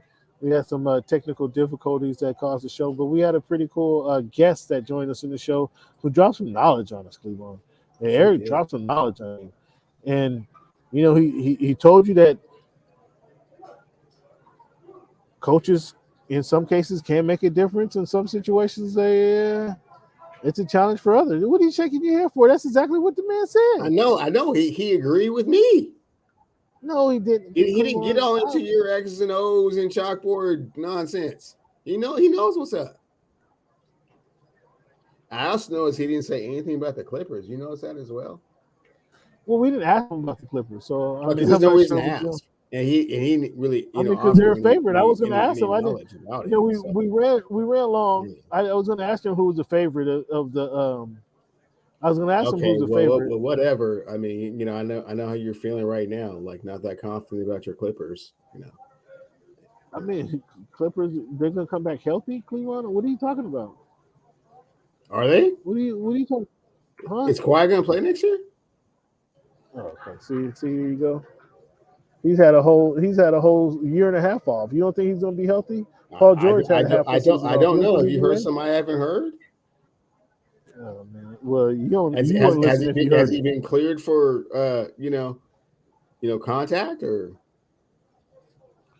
Right now, Clippers will have a better record than the Lakers. You want to put a dinner on that? Not right now. There's been no draft. There's been no free agent. There's been no draft. There's been no free agency. You guys don't have a draft pick. The Lakers don't have a draft pick. So that's irrelevant. You're a hack asking me questions like that before the draft or free agency is over with. The Lakers don't have a draft pick. You trying to pull me in the back alley, man? Just steal my wallet? Is that what's going on here? I mean, I'm just trying to ask you. I know you got some confidence in it. You're trying to talk about Rob Pelinka could do something special. And this is an opportunity. I never said that. I mean, when did I ever say Rob Pelinka could do something special? Well, you're a believer. Oh, you're not a believer in the Lakers? You don't believe LeBron and Rob can put something together? The King has been known to do, magical things. And if Anthony Davis can stay healthy and they listen to, the stern voice of Darvin Ham, never can tell. So you're just on these wishy-washy. Never can tell. We don't know. You can't put too much faith in this. I need to see what kind of prognosticator? And I also need to see what the draft. What kind of prognosticator are you? Well, whatever, man. Whatever. Yeah. I'm not Sam Rossing, and I know better than to make such a prediction before the draft or free agency is over. Why would I do that? Because you have some confidence in your squad, but it don't sound like you have confidence in your squad. You want to ask me about my Clippers, but you don't have no confidence in your Lakers doing anything. I'm willing to say right now the Clippers will have a better record than the Lakers. You're not as confident. It doesn't seem. It doesn't seem that. I'm ready to put something on it right now, but you're not ready to do that. So who's more confident with what you're talking about? Oh, no, I'm just smarter about what I do. It's my profession. So. I don't think it's smart. It had nothing to do with smarts. It's a confidence in competition. That's my hobby and job. I'm just saying. Yeah. Mm-hmm. Okay. Now you want to say it's a smart business decision not to make it. Have some confidence in what you're talking about. Have some confidence and speak on it. Don't just throw stuff out there. Sometimes the shrewdness is not for everybody. So sorry. Fans, again, thank you for tuning in. Thank you guys for dealing with the choppiness of the show. It won't happen again, I promise you. Cleveland, thank you for your participation. Thank you for your patience as well. Had an excellent show tonight. I want to thank Eric. Fans, give a shout out to Eric. Go ahead, check out Eric on Twitter. And if you're in Vegas, man, go to it's a week well worth spending time with Eric to kind of meet and greet some of the decision makers in the game. And if this is where you're trying to go, it's a good. Get your foot in the door, get a leg up because you get somebody to bounce some ideas off of. So, Cleveland, thank you for your time. Shout out to Eric once again. Fan, thank you for your time. Go ahead and hit up on Twitter @_Voice of the Fans podcast @_Voice of the Fans. Hit us up. I've got a question out there Cleveland was, there's so much stuff I could just put on there based on what Cleveland talks about. But I did get one solid quote out of him. I did hold him against the wall. He pushes Hakeem Olajuwon out of the top 10 of the NBA's greatest. And I want to know what you think. Go ahead and respond to the @_ on Twitter. Respond to it. Let us know what you think. Cleveland, I want to shout out. Thank you for your time. How's Coco doing, man? She's doing all right, man. Getting a little bit more acclimated every day. I shouldn't say the hot weather. The warmer weather is going to start next week, so we'll see how she responds to that. All right, man. Well, thank you for tuning in, and we'll talk to you soon. All right, talk soon, bro. All right, later.